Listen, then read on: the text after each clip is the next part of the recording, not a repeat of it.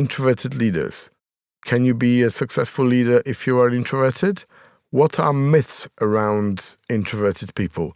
What qualities they have? And maybe what cons they have that's stopping them from reaching their potential? Yuen, have we got tips for success? Of course. Let's discuss together.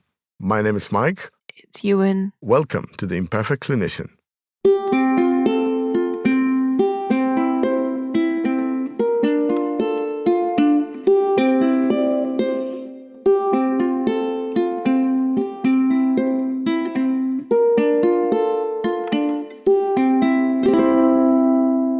Many people associate leadership with extroversion.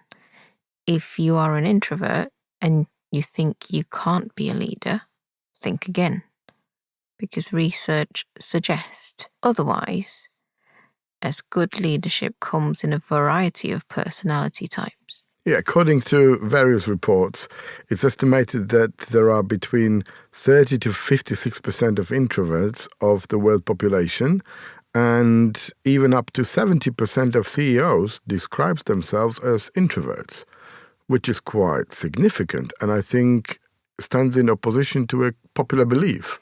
So how would you see the difference between an introvert and an extrovert? Let's start with the fact that very rarely you would be in an extreme spectrum, in an extreme sort of case. It is a spectrum of behaviors that may lead you to believe that you are more extra or introverted, okay? But let's talk about like typical idea of introverted people and extroverts as well, okay? So one of the way to describe people's energy as intro and extroverts is by how they are charging their batteries.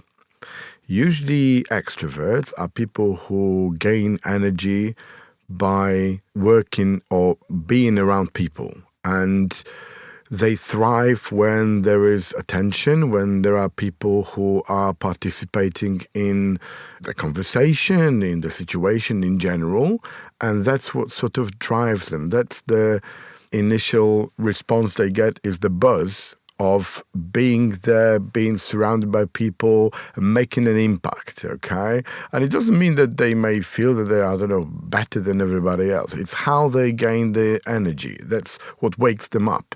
It's a bit like meeting people or seeing people in the morning or whenever. It's like having a coffee that gives you that sort of buzz, that drive, and it opens you to new ideas, and you start to understand that, all of a sudden, right, the world is an oyster and I can do whatever I like. So that's the way to describe the extroverts very often. Whereas when it comes to introverts, those people gain their energy by staying away from people, and they charge them on their own. And they very often can entertain themselves very well without participation of others. And that's where they, I wouldn't say necessarily thrive as such, but that's where they feel most comfortable and most at peace with themselves.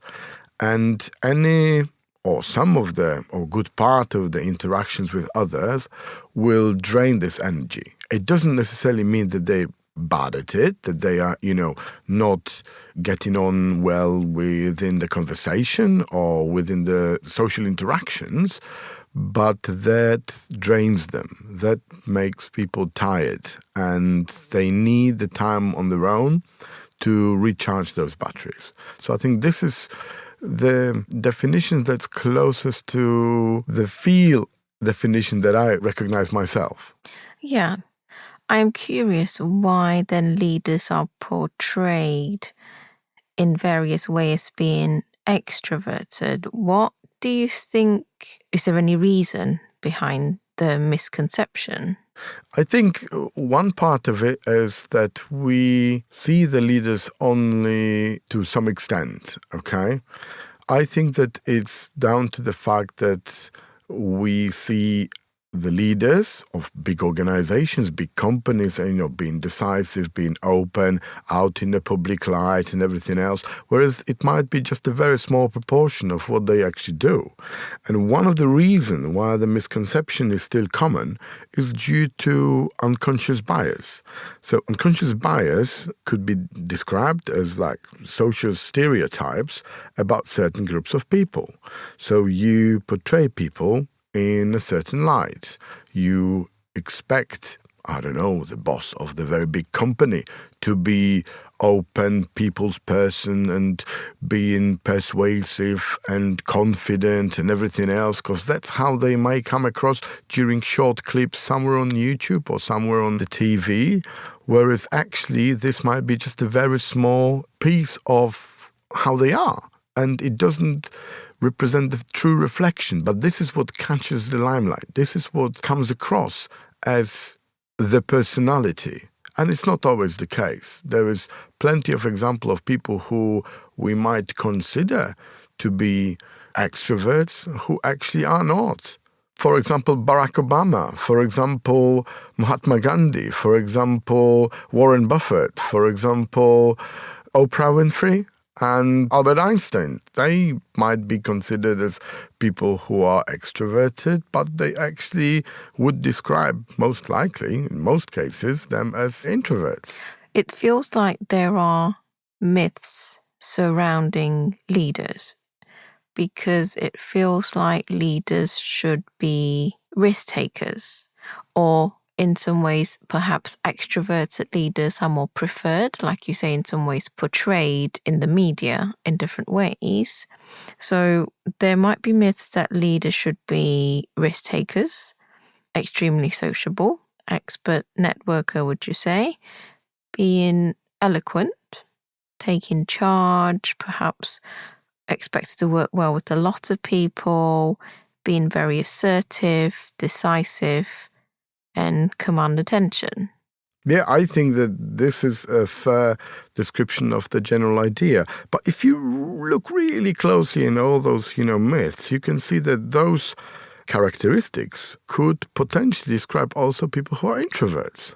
I mean, there are people who are introverted who are quite good and quite capable in social situations. It may drain their energy, it may drain their sort of life juice, yeah, but they still can do it very well. And I guess the society's expectation of introvert perhaps is somebody who's relatively quiet, who is shy, perhaps not really voicing their opinion. But in the modern world where you have so much information, and as we mentioned before in one of the episodes with the living in a microwave society, we are sort of led to believe that, faster is good, that the interaction, that immediacy of people's connection is good, that louder is better, that expressive is best. This is what the general consensus of pop culture is all about, without looking into the details. Because if you start disassembling those characteristics, you start to understand that some of those descriptions or qualities may be result of, for example, introverts trying to fit in, trying to be like others, to maybe not necessarily show their true colors in a way, but potentially trying to fit in, trying to present themselves as people who can be like everybody else. Because if we assume that extrovert is a norm, because that's what modern society leads us to believe, that this is sort of the norm and this is how everybody is supposed to be. It says, oh, I'm a chatty person, so everybody should be chatty, Plus, there is also the society's positive connotation around extroversion. Someone who speaks, raise their hand in class, perhaps somebody who is outspoken, somebody who joins in the discussion regularly, someone who enjoys being the center of attention. That seemed to be something of a strength.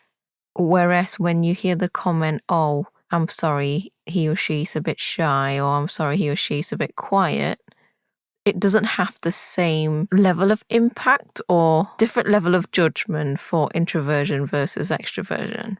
Well, and there are some, I think, professions probably which attract certain kind of people. And there are certain qualities that we sort of trust when we're going to speak to someone. If you have a state agent who is very introverted and doesn't really like interaction with people, that's not really the most welcoming.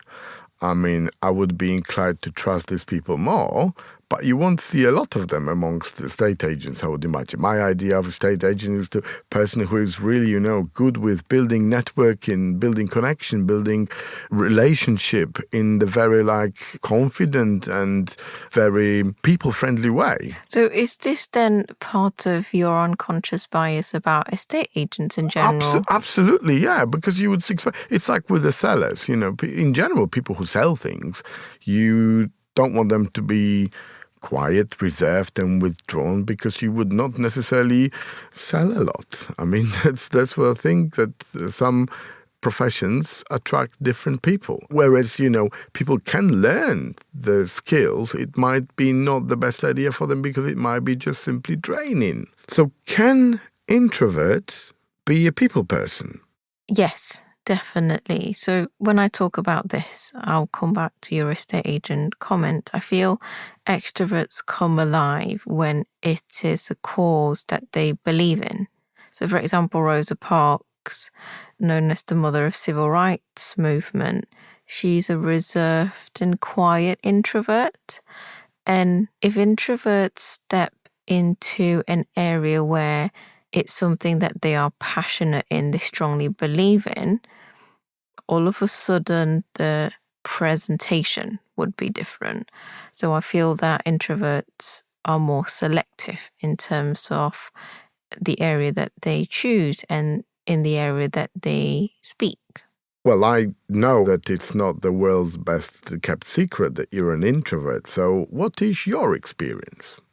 So people around me are actually quite surprised when I told them that I am an introvert, because they would say, "Oh, but you're constantly doing speaking events. You're constantly speaking to groups of people. I'm surprised that you say that you are an introvert."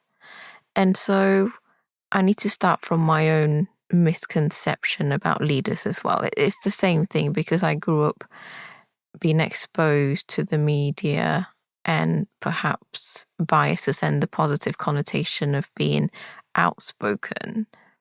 I was outspoken in the areas that I wanted to, and the areas where I don't really see a point, I wouldn't. So when I wanted to be more involved in the leadership position, initially I felt that I had to, like you said, to fit into the mold and to be part of the secret code of such. If you want to be leader, it feels like you need to have similar qualities. And when I was trying to do that, it really didn't work. It didn't click with me. It was very draining for me. So then I learned to accept who I am in terms of I'm trying to understand what are my strengths and where can I tap into. So what are the things I'm better than others and what are my superpowers, essentially. And I know everyone has their own. If you're not sure which one, spend time to find out within yourself. And when I started doing that, I realized, right, I've got the ability to connect to people. I've got the ability for people to open up, and I have the ability to galvanize people and influence. But I think it also change. comes from the qualities that you have as an introverted person because you are a good listener. And that Yes. usually happens to be a trait of people who are introverted. Yes, definitely. And when I found my own niche in a way, I then tried to polish that skill in many different ways. And when I know my purpose, when I know what are my values, when I know what drives me and what are my passion, when I step into those situations where I need to speak to a big crowd of people, Sometimes I feel, still get a little bit nervous, but it's a sign that I care about the topic that I'm talking about. And because I'm stepping to an area where I'm really passionate about, it doesn't feel like I am going against my grain. Does it make sense? I think it does. I mean, as long as it does make sense to you, that's the most important, I guess. I feel like I am stepping into my power. Yeah, you're stepping into your power, but this is where we were talking, about this fitting in. Would it be a positive case for fitting in? For people who are trying to go outside of their comfort zone to reach the others, for example? So when I tried to fit in, that didn't work. And it changes when I completely accepted who I am and then created that sense of belonging where I accept myself for who I am and also accepting the people around me for who they are. And we're going on a journey together in terms of the team or the organization. Whoever that steps into my room, whichever talk that I'm doing, it's instead of me telling them what to do, is us learning from each other. Fair enough. And shall we have a quick detour and talk about the chameleons of people who are in between? Ambiverts, or people who sometimes are described as introverts? Because I initially thought of myself, and I love people and I gain a lot of energy when I'm interacting with others, and I feel like this is my strength because I really love people. I love being around people, with people, and for the people. But then I also noticed that I do feel quite comfortable on my own as well. And I, in fact, generate quite a lot of positive energy when I can recharge just on my own or by myself. So that led me to believe that maybe I'm not that 100% extrovert that I always anticipated. I think that I would class myself probably with the maybe not strong, but with a dominant of extrovert myself, but I would go somewhere towards the centrovert or ambivert, if you want to call it. Yeah, I agree. That's why I said it's very hard to be 100% because if you are completely 100% of one end of the spectrum or the other, it gives you very little flexibility and it might affect your daily activity. I think it's important for you and for us as well to discuss the benefits of introverted leaders because when I talk about strengths that I've tapped into, this is relatively common in introverts and understanding that these are your strengths instead of trying to be something that you are not. Absolutely. I think that the introverted leaders and introverted people in general have got lots of qualities that can be an added value, and sometimes people don't quite realize their potential. Would you say that introverts are very often considered as underselling themselves, whereas extroverts are trying to oversell the lack of skills that they might have, or trying to, portray it in a better light than it actually is? I want to say yes to the general statement, but in terms of underselling or overselling, I think introverts perhaps don't really enjoy the limelight as much. So they might let others take credit, even though the credit's due to them. So they can be relatively humble, but in one way or another, it affects their progression because the managers or the leaders might only see, or first of all, see the people who are louder. Yeah, more noticeable. Exactly. Yeah. Okay, so let's go on to those benefits of introverted leaders. Would you say that creativity is one of them? Yes, definitely. I feel that introverts have the ability of out of the box thinking and also has, like you said, the listening skills. So because we take into account all parties involved and then allow for some quiet reflection, introverts tend to allow themselves time to think before actually deciding on something. So it's more of a risk and benefits measure, but by taking into account everybody. So not much of a rushed decision or let's just get it done now.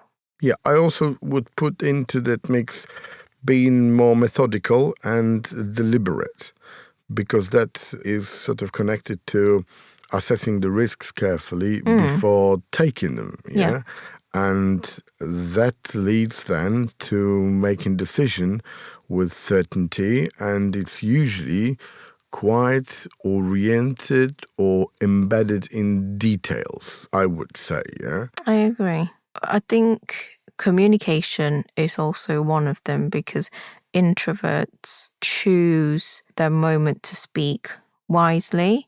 They're not just speaking about the first thought that popped into their head, saying only important things after considering multiple options. Would you say that's why they listen more? Yeah, so that's why they come across as more of a listener, and perhaps they also choose their communication methods thoughtfully, whether it's in a written format or within a smaller group. Yeah, I think these days when it comes to communication method, not everything has to be direct in the eye, conversation. There is plenty of other ways that we could make ourselves heard within the groups, teams, organizations. Yeah. Yeah, and I think because the communication methods are done more mindfully and there are more engagement with the team, there is also more trust building, so more one-to-one, because it's a smaller group where introverts might feel more comfortable and people in the team might feel more that they're able to build more meaningful and trusting relationships. I think with regards to this relationship, the thing that you mentioned earlier, that listening, that leads to stronger bonds. Yes. Because people like, want, and need to be listened to. I think that's quite an important part of it. Also, I would put into this list here that we are trying to put together problem solving, because people who are introverted seem to be a little bit more consistent when it comes to persisting until the solution is found. Yeah, so there was a mention that Albert Einstein said, it's not that I'm so smart, it's that I've stayed with the problem longer, because it gives them time for reflection and going into the details that we mentioned before. Yeah, and also perhaps tap into their creativity skills to try different ways of managing the problem. We mentioned about listening to others and communicating clearly. I think with that, introverts are also team enabler in a way, because they're allowing others to shine by not dominating meetings, and they're encouraging others to come up with ideas and empowering them. So one way or another, they are promoting a more proactive culture. But this works, in my opinion, where they don't have ambition to be, let's generalize here, but like extroverts, that they want to take the credit for it. If they are quite happy to be behind, to play, the background, that's what's going to give them fulfillment as such, because they're doing it for themselves and not necessarily to be up on the front, yeah? Or people who want to shine despite being introverts. I think that if they assume the role of being the creative power and not necessarily the visible power, that's going to bring them happiness. And I think this is where they shine better, if they find them true belonging, rather than to try to fit in and override, all the other extroverts, for example. I agree, and I want to clarify that we're not saying introvert. It's not an introvert versus extroverts conversation. We're not saying introverts are better, but we're saying introverts have got those potential skill set that can make them a really good leader. Just as good as anybody else, absolutely. Yes, so do not exclude them from leadership position. And perhaps you are thinking about stepping up, but you think, oh, can I? Am I able to? But I don't fit the usual mold. Think again. Absolutely. I feel introverted leaders also remain calm during crisis, because they can manage uncertainty with all the skills that we've mentioned above, with the communication. Cool head, yeah. And in some ways, internalizing it instead of externalizing it, where they are worried, but they're showing it, and then that creates a ripple effect where everyone else is worried as well. Very good. And there is, regarding the communication and what you mentioned earlier, there is this conclusion that introverts listen when others speak, and people listen when introverts speak. Yeah, because they don't speak very frequently, so usually They make it count. Yes. Not like me blabbing all the time, blah, blah, blah. That doesn't have a lot of, or maybe there is some merit in it, but some of it is just very often fluff. I want to say in your situation, it's really quite helpful in social settings. I tend to have deep, meaningful conversations, but not frequently. I find more surface conversation quite draining for me, and in that way you compliment me, so I can leave that to you, and then when it comes to the more deep, but meaningful do have deeper conversations. yeah, I know you do as well, but what I'm trying to say is, other than deep, meaningful conversation, you can manage those day-to-day, more surface level conversation. It Social doesn't drain chores. you. Social chores, the HR side of things that you have to do one way or another. So we talked about the benefits of introverts. Let's talk about potential qualities that might hold introverts back. What do you think? Okay, so when we're talking about the cons of being introvert, or potential cons, I mean, there is always, any con is opportunity for improvement and for working on it. Once you realize that, then you can do something about them. I think one of them is staying in the comfort zone, that very often there is no drive or push to move yourself outside of a comfort zone to do something new. Can I say, besides no drive or push, I think it might more likely to be due to fear, the fear of the unknown, the uncertainty. And also lack of opportunity. Maybe there are opportunities, but the fact that you're stepping into something unknown might discourage introverts to try it. Potentially. What about not being noticed to be promoted? We touched on it. We touched on it briefly, didn't we? Because it might be that introverts are quite happy to hand over the credit, or it might be that they're not as visible as other extroverted colleagues. They're not being noticed to be promoted. So making sure that you're making yourself visible to the managers. And I guess if you are a manager listening to this, open your eyes up to people that are, inverted commas, quieter, and look at the quality of work, not the amount of sound that they make. That's the thing. The quality and the outcomes should be most noticeable, and this is the responsibility really of leaders to identify that and to promote the quality over noise that the work is generating. Yes, and besides the output that you've mentioned, I would suggest looking within a team to see who are in some ways the positivity injector, and people who knows how to support different people in the group mindfully in perhaps more individual way. And when you see a team or an organization, you tend to have glues, people like that, and they're usually more introverts because they're more in tune with other people's emotions. I think also because when you're at work, there is a big chance that introverts will be working with extroverts. There might be certain clashes because extroverts might want answers straight away, while introverts might need time to think. And so making sure that the need for each team members are being taken into account when you're planning a project or when you're setting deadlines, for example. So we've put together 9 tips to succeed as introverted leaders. We didn't want to make 10 commandments. 9 is a good number. So the first one is accepting who you are and tap into your personality strengths. Yeah, to realize your traits, that how you are is valuable. Yes, because introverts need solitude to recharge, making sure that you set time aside. So, balancing your time or blocking time out in your calendar to make sure that you're not overstretched. Okay, so apart from accepting who you are, setting aside time to recharge, the third one would be think out loud. So be clear about your thought process and articulate it to others. Essentially, speak up.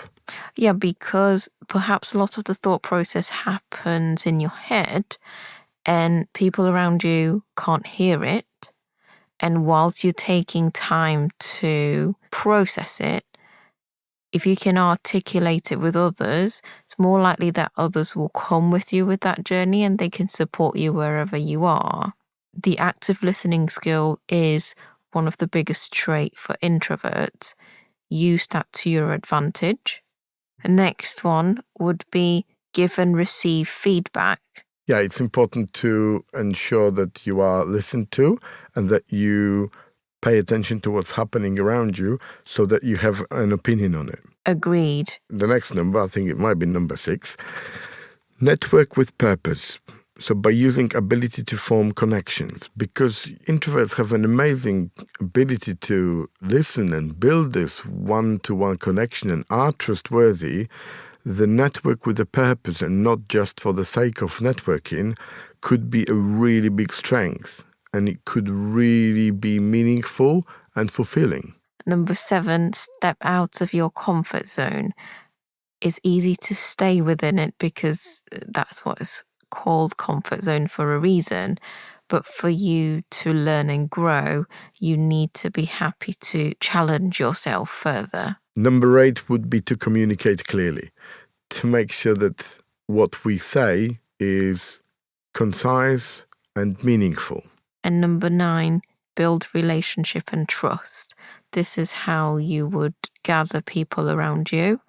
And this is how you would make change happen because nothing can be done single-handedly. Yeah, so when we are now talking about people who are introverts or introverted leaders, we started to realize that it's not actually the extroversion that is the most important driver of leadership perception, but actually it's the communication. It's how we say, when we say, what we say, and to who we say that. So it doesn't necessarily have to be a constant, stream of meaningless conversations. It just has to be on point and important. Agreed. I Thought think through. superior communication has advantage of leadership potential, regardless of whether there are introverts, extroverts, or ambiverts. And communication's one of the crucial skill set. Other leadership skills that are beneficial that we've mentioned in our previous episodes are focusing on team health, setting culture, how to bring out the best in others, and more importantly, to be inspiring and motivating. So if you're an introvert, listen to yourself. You have something to say. And I am sure that if you push yourself out of the comfort zone, people who are around you will listen more carefully.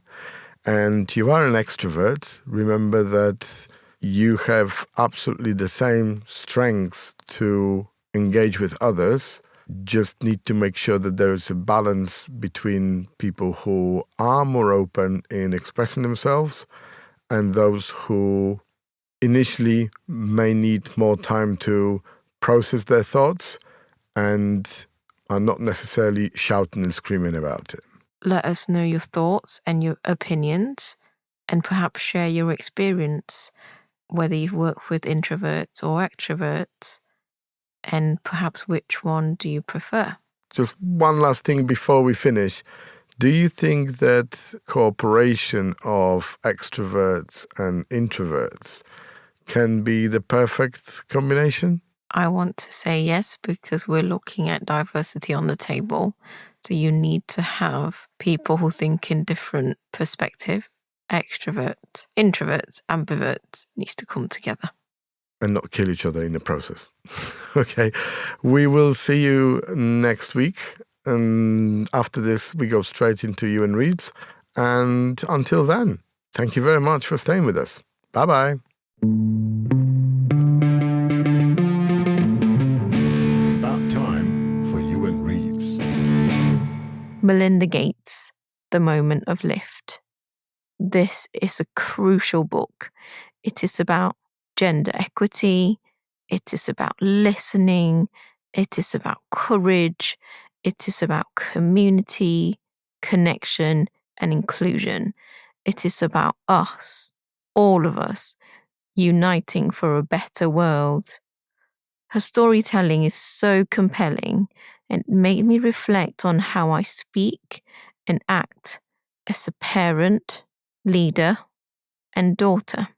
I think this is a must read for me and for everyone out there, regardless of gender, because it is an absolute eye-opener what is needed in our society today.